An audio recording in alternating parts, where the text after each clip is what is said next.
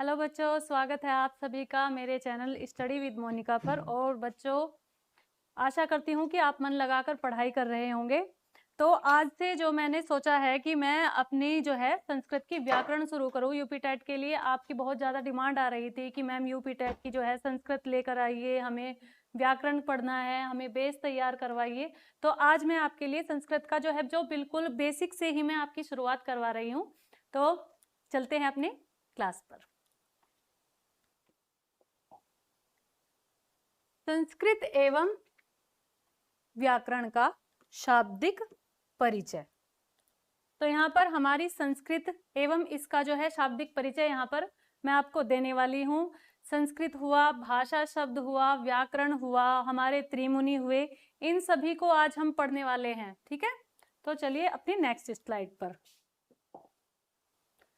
भाषा शब्द की व्युत्पत्ति। भाषा शब्द की व्युत्पत्ति कैसे हुई है? तो भाषा शब्द की व्युत्पत्ति हुई है भाष धातु के साथ अच प्रत्यय एवं टाप प्रत्यय के योग से है, जो ये हमारा भाषा शब्द निर्मित हुआ है। और इसमें हमारी धातु है भाष प्रत्यय, एक तो अच है और एक है टाप प्रत्यय।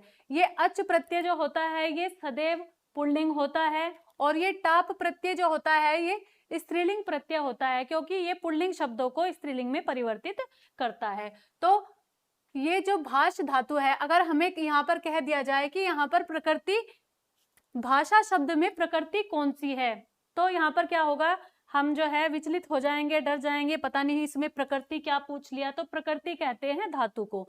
तो यहाँ पर प्रकृति क्या हुई हमारी भाष, दो प्रत्यय हैं अच प्लस टाप, तब जाकर जो है हमारा भाषा शब्द निर्मित हुआ है। अब इसको जो है देख लेते हैं। भाषा शब्द का विकास संस्कृत की भाष धातु से हुआ है। विचार विनिमय एवं भावाभिव्यक्ति का भाषा का सर्वप्रमुख कार्य है। तो भाषा क्या करती है, हमारे विचारों को जो है आदान प्रदान का माध्यम जो है ये हमारी भाषा ही है। सभी प्रकार के मनोविचारों एवं भावनाओं का आदान प्रदान भाषा के माध्यम से ही संभव है। भाषा के प्राय 3 स्वरूप होते हैं। अब यहाँ पर दिए गए हैं कि भाषा के 3 स्वरूप बताए गए हैं। जब हम अपने विचारों को, जब तक विचार हमारे मन में रहते हैं तब तक वो भाषा नहीं हो सकते, क्योंकि हम उनको, यदि हम किसी के साथ अपनी बात को शेयर नहीं करेंगे शब्दों में, तब तक जो है वो भाषा नहीं कहलाएगी। ठीक है, वो हमारे अंदर के ही विचार होकर रह जाएंगे, ना कि भाषा। भाषा तभी होगी जब हम उसे आदान प्रदान का माध्यम बनाएंगे। तो भाषा के 3 प्रकार कौन कौन से हुए? मौखिक भाषा, लिखित भाषा एवं सांकेतिक भाषा। तो भाषा के 3 प्रकार हुए। मौखिक यानी कि जिसको हम बोलकर जो है अपने विचारों को दूसरे के सामने कहते हैं या अपनी बातों को रखते हैं, तो ये हमारी मौखिक भाषा होती है। लिखित भाषा, लिखित भाषा जैसे कि ये सब कुछ लिखा हुआ है, हम अपनी बातों को, जैसे हम बोल नहीं सकते हैं, लेकिन अगर मान लो कि मैं ही गूंगी हूं और मुझे लिखना आता है लेकिन मैं बोल नहीं सकती, तो मेरी भाषा जो है वो मौखिक न होकर लिखित हो जाएगी, क्योंकि मैं आपको अपने जो भाव, जो विचार, जो भी मेरे मन की बातें हैं, जो मैं आपसे कहना चाह रही हूँ, वो मैं लिख कर आपको दे दूंगी। तो इससे जो है मेरे विचारों का आदान प्रदान आप तक हो जाएगा लिखित भाषा के रूप में। और एक होती है सांकेतिक भाषा। सांकेतिक भाषा कैसी भाषा होती है? जो कि हम इशारों में, जिस भाषा का हम यूज करते हैं, जैसे अगर मुझे कुछ चाहिएगा तो मैं आपको इशारे से कहूंगी, जैसे मतलब गूंगे बहरे, ये जो विशिष्ट बच्चे होते हैं, ये भाषा उनके लिए प्रयोग होती है सांकेतिक भाषा। और सांकेतिक वैसे नॉर्मल के लिए भी होती है। कभी कभी हमारा मन भी नहीं होता है बोलने का, हम बोलना नहीं चाहते, तो इशारों में भी हम अपनी बातों को जो है बता सकते हैं। तो यहाँ पर देखते हैं, दार्शनिक प्लेटो के अनुसार विचार आत्मा की मूक या अध्वन्यात्मक बातचीत है। तो यहाँ पर क्या है? विचार, यानी कि भाषा नहीं, विचार। जब तक वो विचार रहेंगे तब तक वो अध्वन्यात्मक रहेगी, यानी कि भाषा का रूप नहीं बन सकती। परंतु वही जब ध्वन्यात्मक होकर होठों पर प्रकट होती है तो उसे भाषा की संज्ञा देते हैं। तो अब तक मैंने आपको यही बताया कि जब तक हम अपने मन के विचारों को बाहर नहीं लाएंगे अपने होठों के द्वारा, अपने कंठ के द्वारा, जब तक हम उसको ध्वनि के रूप में परिवर्तित नहीं कर देंगे, तब तक वो भाषा नहीं हो सकती। तो अब देखते हैं नेक्स्ट, अब यहां पर देखते हैं संस्कृत शब्द की व्युत्पत्ति। संस्कृत शब्द का निर्माण कैसे हुआ है? संस्कृत शब्द का निर्माण हुआ है सम उपसर्ग। यहां पर ये क्या हुआ? सम उपसर्ग, क्री धातु एवं तय प्रत्यय। तय प्रत्यय यानी कि ये हुआ है सम उपसर्ग पूर्वक क्री धातु। क्री धातु से पहले जो है हमारा सम उपसर्ग लगा है, और सम उपसर्ग के बाद जो है क्री धातु एवं बाद में जो है प्रत्यय लगा है। उपसर्ग हमेशा धातु के पहले लगते हैं और प्रत्यय हमेशा धातु के बाद लगते हैं। ठीक है, कोई भी शब्द हो, धातु और उसकी बात नहीं है कि तद्धित और कृदंत दो प्रकार के प्रत्यय होते हैं, और प्रत्यय हमेशा बाद में लगते हैं, और उपसर्ग हमेशा जो है वो शब्दों के पूर्व में प्रयोग होते हैं और शब्द के अर्थ को परिवर्तित भी करते हैं। तो यहाँ पर देखते हैं संस्कृत शब्द की उत्पत्ति। यहाँ पर सम उपसर्ग ये दे दिया गया, क्री धातु ता प्रत्यय से जो है हमारे संस्कृत शब्द की व्युत्पत्ति हुई। अब देखते हैं संस्कृत शब्द की व्युत्पत्ति क्री नामक धातु से हुई है। यहाँ पर धातु ना करके यदि मैं आपको प्रकृति कह दूं तो आप समझ जाएंगे ना आपकी यहाँ पर प्रकृति किसको कहा जा रहा है? प्रकृति कहा जा रहा है यहाँ धातु को। तो क्री नामक प्रकृति से हुई है। इस क्री धातु में सम उपसर्ग एवं ता प्रत्यय, इसको ता बोलते हैं, पहले मैं भी ता ही बोलती थी आपकी तरह, लेकिन मैं सुन सुनकर, जो मेरे टीचर्स हैं, जो मेरे आदरणीय हैं, उनसे सुन सुनकर अब मुझे भी आदत पड़ गई है। तो प्रत्यय के योग से संस्कृत शब्द की सार्थक व्युत्पत्ति होती है। ठीक है, अगर ये उपसर्ग और ये प्रत्यय ना लगे तो ये जो है संस्कृत शब्द जो है निरर्थक हो जाएगा। संस्कृत शब्द का शाब्दिक अर्थ है विशुद्ध, परिष्कृत। विशुद्ध यानी कि बहुत ज्यादा शुद्ध, जिसमें कोई भी दोष नहीं हो। परिनिष्ठित, परिमार्जित, सुसज्जित, अलंकृत। तो अगर हमसे क्वेश्चन आ जाए कि परिनिष्ठित, परिमार्जित, सुसज्जित और सुसंस्कृत कौन सी भाषा है, तो ये हमारी संस्कृत भाषा ही कही जाएगी। संस्कृत भारतीय जनमानस की प्राणभूत भाषा रही है, जिसका इतिहास कम से कम 5000 वर्षों का है। तो यहाँ पर पूछ लिया जाए कि संस्कृत भाषा का इतिहास जो है ये कितने वर्ष पूर्व का है, तो हमारा आंसर होगा लगभग 5000 वर्ष पूर्व जो है हमारी संस्कृत भाषा का इतिहास रहा है। संस्कृत भाषा को देववाणी, देव भाषा, गीर्वाण वाणी आदि अन्य नामों से भी जाना जाता है। तो अगर हमें ऑप्शन दे दिए जाए कि देववाणी, देव भाषा, गीर्वाण वाणी, या फिर एक और अन्य ऑप्शन दे दिया जाए तो पूछ लिया जाए कि क्या नहीं है, ये तीनों तो हो जाएंगे, लेकिन जो इनसे अलग होगा वही हमारा राइट आंसर हो जाएगा कि संस्कृत भाषा के अन्य नाम जो है ये नहीं है। तो अभी और देखते हैं नेक्स्ट स्लाइड। अब यहाँ पर देखते हैं व्याकरण शब्द की व्युत्पत्ति। अब तक हमने देखा भाषा शब्द की व्युत्पत्ति, फिर उसके बाद देखा हमने संस्कृत शब्द की व्युत्पत्ति। अब हम देख रहे हैं व्याकरण शब्द की व्युत्पत्ति, यानी कि व्याकरण शब्द का निर्माण किस प्रकार से हुआ। क्योंकि ये क्वेश्चन बहुत बार आ जाते हैं कि यहाँ पर इसमें बताइए कि व्याकरण शब्द किन पदों के योग से हुआ है, इसमें क्या उपसर्ग लगा है, क्या प्रत्यय लगा है। तो इस प्रकार से भी क्वेश्चन आते हैं। तो अब हम देखते हैं कि यहाँ पर वी और आंग, शुरुआत में व्याकरण शब्द में 2 उपसर्ग लगे हैं, एक तो वी उपसर्ग हुआ और एक आंग उपसर्ग हुआ, और यहाँ पर ल्युट प्रत्यय जो है वो लगा है क्री धातु के साथ। तो क्री धातु से ही जो है हमारा संस्कृत शब्द बना है, और क्री धातु से ही जो है हमारा ये व्याकरण शब्द बना है। तो इसमें अगर पूछ लिया जाए कि व्याकरण शब्द के निर्माण में कितने उपसर्गों का प्रयोग हुआ है, तो व्याकरण शब्द की व्युत्पत्ति यानी कि व्याकरण शब्द जब निर्मित हुआ तो उसमें 2 उपसर्गों का प्रयोग यहाँ पर किया गया है। वी और आंग 2 उपसर्ग लगे हैं, और ल्युट प्रत्यय जो है इसमें प्रयोग किया गया है, तब जाकर जो है ये हमारा व्याकरण शब्द निर्मित हुआ है। तो यहाँ पर देखते हैं व्याक्रियन्ते व्युत्पाद्यन्ते अनेन इति व्याकरणम, अर्थात जिसके द्वारा शब्दों की व्युत्पत्ति, विग्रह, विश्लेषण किया जाए वह व्याकरण है। ठीक है, यानी कि व्याक्रियन्ते, इसको जितना अधिक हम व्यय करेंगे उतना ही जो है अधिक उत्पादन होगा, यानी कि शब्दों का और हमारे समास, विग्रह, संधि, हम व्याकरण को जितना अधिक इसमें डूबते चले जाएंगे ये उतनी ही अपार और बड़ी होती चली जाएगी। ठीक है।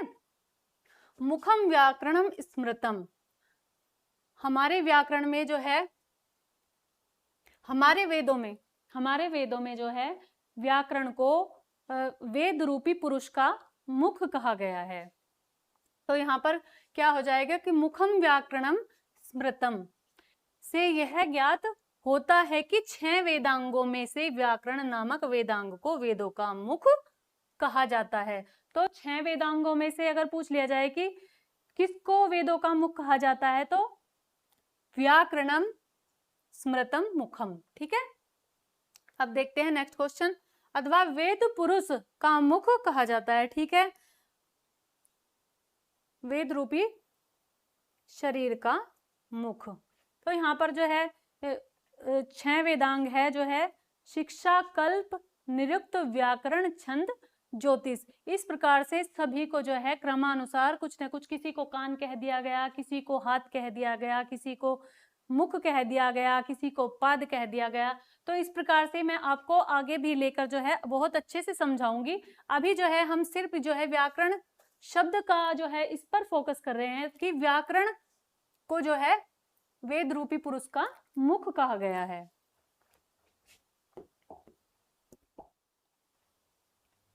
संस्कृत व्याकरण के त्रिमुनि यानी के त्रिमुनियों के बारे में अब यहाँ पर जो है मैं आपके साथ चर्चा करने वाली हूँ। व्याकरण शास्त्र के 3 महाविद्वानों को उनके विशिष्ट योगदान के कारण संस्कृत जगत में महत्वपूर्ण स्थान एवं लोक प्रसिद्धि प्राप्त है। तो वे कौन कौन से हैं जो हमारे त्रिमुनि हुए हैं? ये सर्वाधिक प्रसिद्ध सर्वमान्य जो है ये हमारे आदि कवि हुए हैं, जिन्होंने संस्कृत व्याकरण के निर्माण में अपनी महत्वपूर्ण भूमिका निभाई है, जिसमें हमारे सर्वप्रथम आते हैं पाणिनि, कात्यायन और पतंजलि। इन तीनों को त्रिमुनि के नाम से जाना जाता है। नोट, संख्या वनसेन सूत्र से त्रिमुनि अव्ययी भाव समास का उदाहरण है, जिसका लौकिक विग्रह है त्रिय मुनः। तो यहाँ पर दे दिया गया है, यदि आपसे क्वेश्चन आ जाए कि त्रिमुनि में कौन सा समास है, तो एक सूत्र है संख्या वनसेन। जैसे मैंने आपको नदी बीच से सूत्र करवाया था प्रीवियस ईयर पेपर में कि नदी शब्द के साथ संख्यावाचक शब्द का योग होने पर जो है नदी बीच से एक सूत्र है, उससे जो है हमारा अव्ययीभाव समास होता है। उसी प्रकार से संख्या वंशेन एक सूत्र है कि मुनियों के वंश के साथ यदि संख्या आ जाए तो वहां पर भी हमारा अव्ययीभाव समास होता है। तो ये त्रिमुनि जो है ये अव्ययीभाव समास का उदाहरण है। किस सूत्र से? संख्या वनसेन सूत्र से।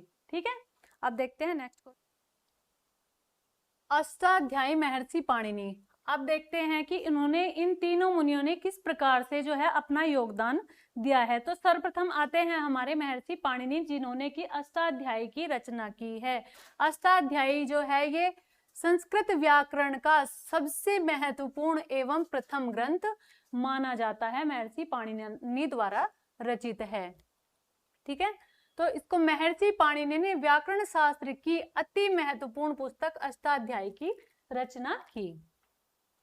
अष्टाध्यायी का शाब्दिक अर्थ है 8 अध्यायों से युक्त बनी पुस्तक, यानी कि इसमें जो है 8 अध्याय हैं और 8 प्रत्येक अध्याय में 4-4 पाद है, यानी कि 4-4 हिस्से जो है एक अध्याय के कर दिए गए हैं। तो इस प्रकार से 8 अध्याय के साथ यदि हम 4-4 पाद की गुणा कर दे तो 8 गुना 4 बराबर 32 पाद जो है इसमें टोटल हो जाते हैं। 8 अध्याय और 32 पाद वाली जो है ये हमारी अष्टाध्यायी हो जाती है। तो प्रत्येक अध्याय में 4 पादों में विभक्त है। इस गणना की दृष्टि से संपूर्ण अष्टाध्यायी में सभी पादों की कुल संख्या होगी 32, यानी कि 8 गुने 4 बराबर 32।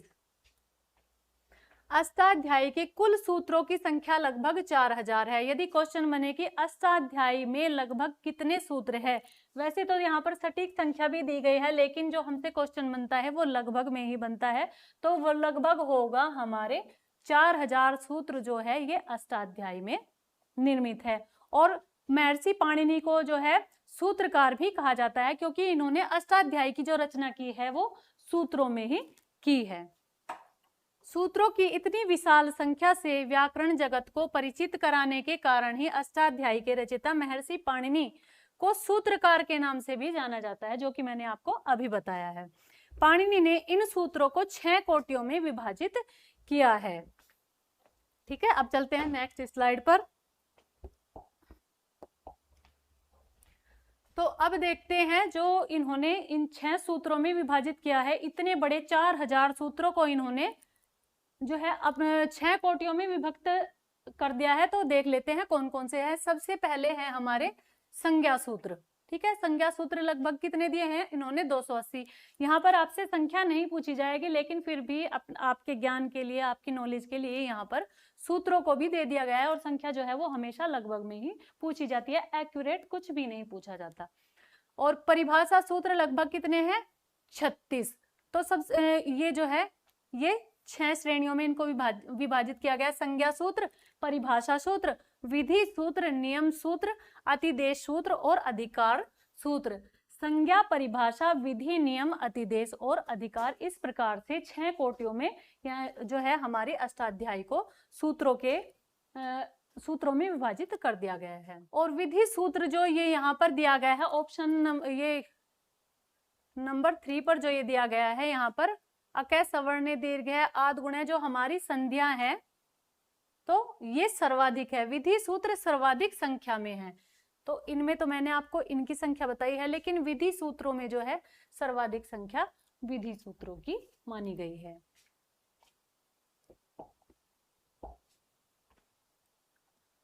अष्टाध्यायी में संकलित विषय। तो अष्टाध्यायी में कौन कौन से विषय संकलित है? 4 अध्याय है, और चारों अध्यायों में कौन कौन से जो विषय सम्मिलित है वे देखते हैं। प्रथम अध्याय में क्या है? संज्ञाएं एवं परिभाषाएं। प्रथम अध्याय में क्या है? हमारी संज्ञाएं और परिभाषाएं। तो यहाँ पर जो है हमारा सबसे पहला अष्टाध्यायी के प्रथम अध्याय का प्रथम सूत्र क्या है? तो वो हो जाएगा वृद्धि रादेच। ठीक है, वृद्धि रादेच।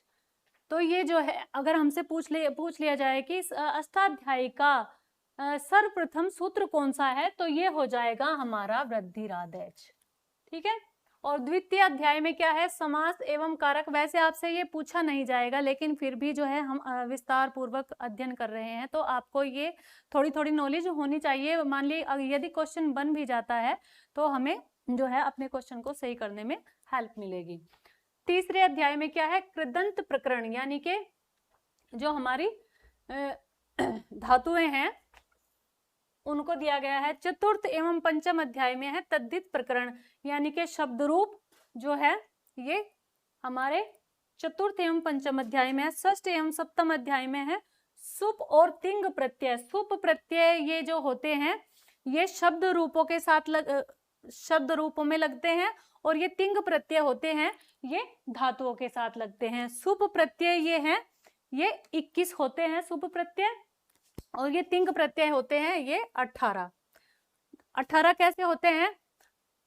जो धातुएं होती हैं वे 2 प्रकार से होते हैं, आत्मनेपदी और परस्मैपदी। तो 9 होते हैं हमारे परस्मैपदी प्रत्यय, जो तिंग प्रत्यय मैं आपको बता रही हूँ, और 9 होते हैं हमारे आत्मनेपदी। तो परस्मैपदी और आत्मनेपदी 9 करके जो ये हमारे प्रत्यय होते हैं तिंग, ये टोटल 18 होते हैं।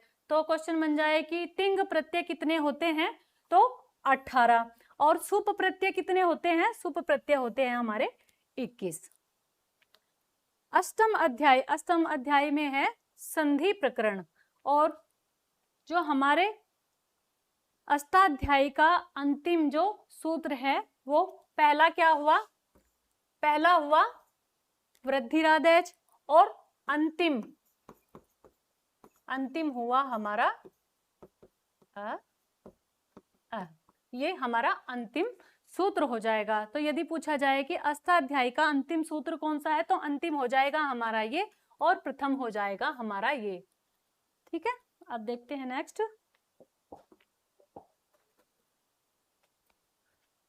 महाभाष्य यानी कि महर्षि पतंजलि। वैसे दूसरे नंबर पर नहीं आते, यहाँ पर स्लाइड जो है आगे पीछे हो गई है। दूसरे नंबर पर हमारे कात्यायन आते हैं, इसे हम दूसरा नहीं कह सकते। यदि आपसे पूछा जाए कि सीरियल वाइज जो है त्रिमुनियों का को क्रम से लगाइए, तो यहाँ पर हो जाएगा हमारा, ये मैं आपको एडिशनल बता रही हूँ क्योंकि इसमें जो है टाइपिंग में मिस्टेक हो रखी है ये। तो पहले पर हो जाएगा हमारा पाणिनि, दूसरे पर हो जाएंगे हमारे कात्यायन, और तीसरे पर हो जाएंगे हमारे पतंजलि।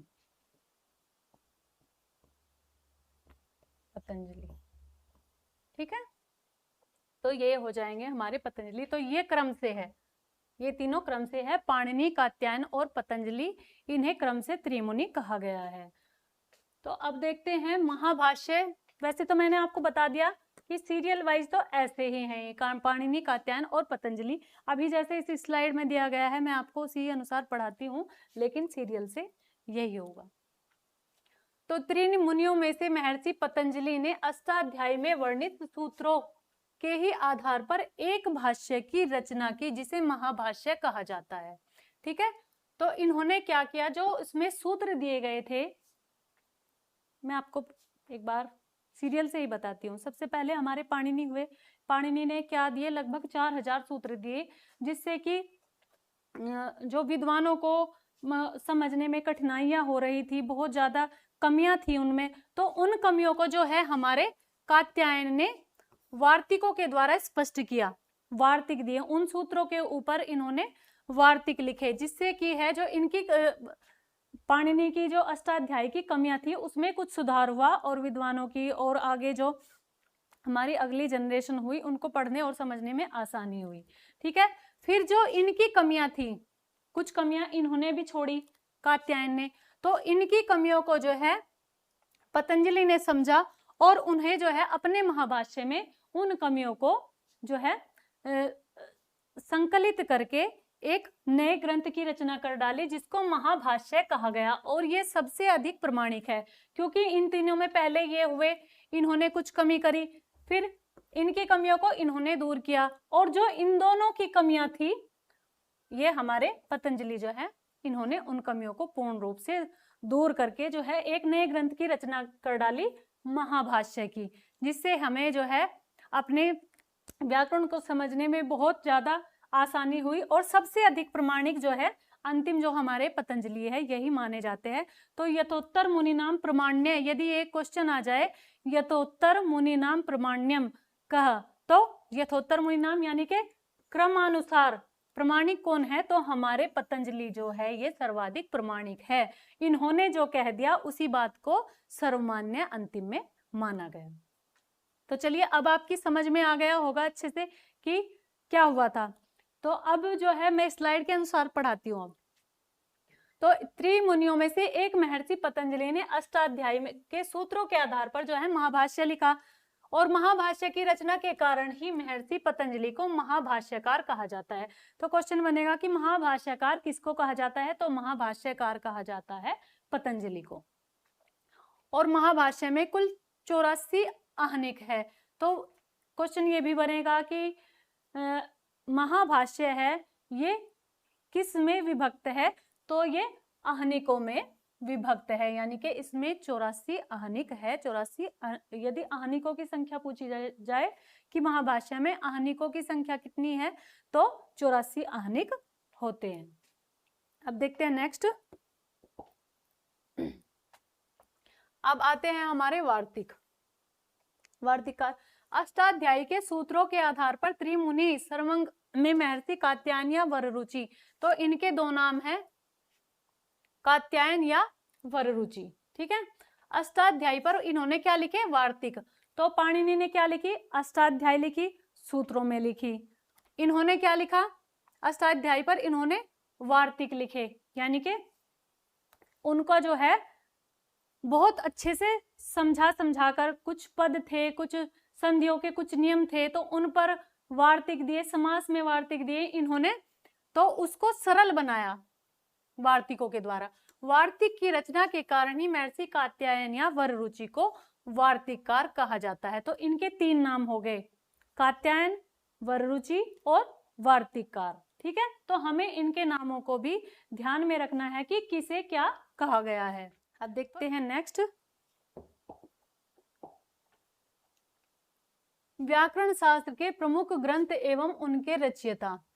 तो यहाँ पर देखते हैं, ये व्याकरण शास्त्री हुए हैं जितने भी प्रमुख यहाँ पर उनकी रचनाएं दी गई हैं। तो चलिए देखते हैं। अष्टाध्यायी के रचयिता मैंने अभी आपको बताया है महर्षि पाणिनि। वार्तिक किसने लिखा है? तो वार्तिक लिखा है कात्यायन यानी कि वररुचि, और इनको और क्या कहा जाता है? वार्तिक लिखे हैं तो इसके लिए इनको वार्तिककार कहा जाता है। महाभाष्य सॉरी महाभाष्य किसने लिखा है?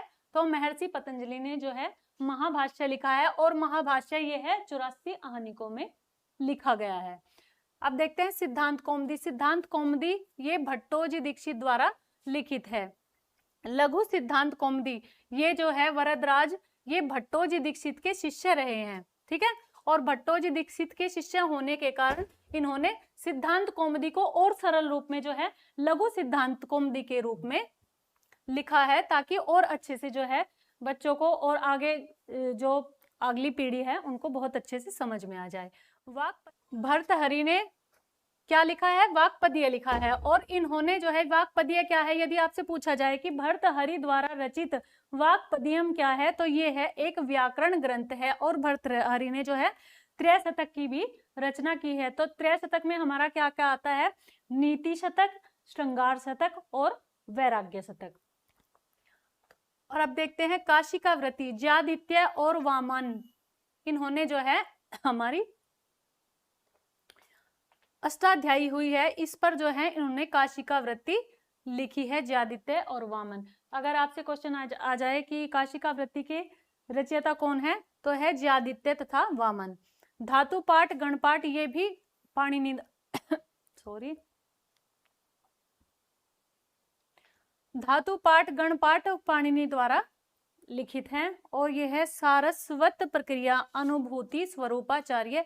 ये तो कम ही पूछी जाएंगी, ये बड़े लेवल पर पूछी जाती है, लेकिन इनमें से क्वेश्चन जरूर बन सकता है कि महर्षि पाणिनि ने किसकी रचना की, वार्तिक कार्य कौन है, महाभाष्य किसने लिखा है, सिद्धांत कौमुदी के रचयिता कौन है, लघु सिद्धांत कौमुदी के रचयिता कौन है।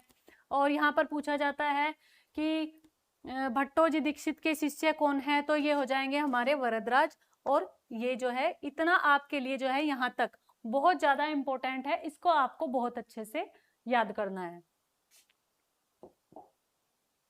तो अभी हमारी सभी स्लाइड जो है खत्म हो चुकी है, और मैं आशा करती हूँ कि आपको अच्छे से समझ में आया होगा। मैंने आपको बहुत अच्छे से समझाने का प्रयास किया है। अगर कहीं थोड़ी बहुत त्रुटि हुई है, कहीं भूल हो जाती है, तो उसके लिए आप जो है मुझे नीचे कमेंट कर सकते हैं।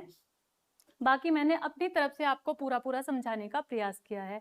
और यदि आपको वाकई में समझ में आया है तो प्लीज़ कमेंट करिएगा कि मैम ऐसी क्लास और लेकर आइए, तो मैं आपके लिए और अच्छे से मोटिवेट होकर आऊँगी, आपके लिए नई क्लास लेकर आऊँगी डिस्क्रिप्टिव। तो फिर मिलूंगी एक नई क्लास में, तब तक के लिए धन्यवाद। पढ़ते रहिए, मुस्कुराते रहिए, गाते रहिए, गुनगुनाते रहिए।